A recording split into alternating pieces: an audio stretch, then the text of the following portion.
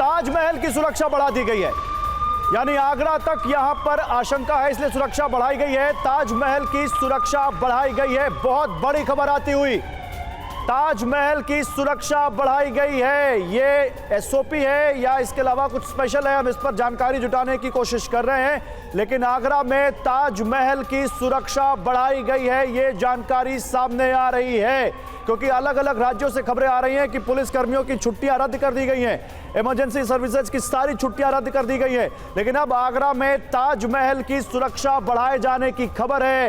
ये बहुत बड़ी खबर आती हुई, इस पर और अपडेट आप तक देंगे, लेकिन आगरा में ताजमहल की सुरक्षा बढ़ाई गई है। राजेश जी बोल सकते हैं अब आप।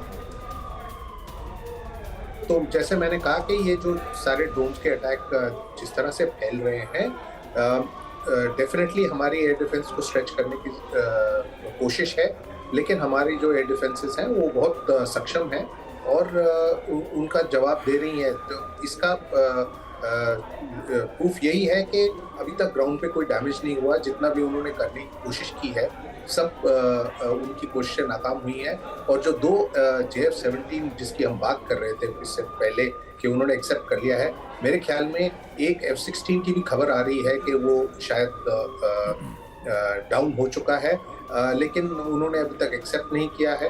तो मेरे हिसाब से जितने भी हमारे एयर डिफेंसेस हैं ग्राउंड में, एयर में, वो काफ़ी एफिशिएंसी से काम कर रहे हैं और जो भी इनकी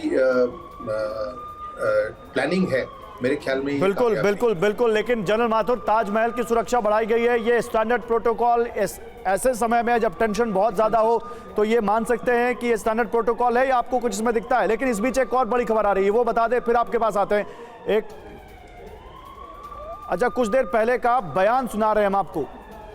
आवाजें आ रही हैं जी जी जी बिल्कुल। आप देख रहे हैं शेलिंग की आवाज़ आ रही है, फायरिंग की आवाज़ आ रही है, बाकी हवाओं में।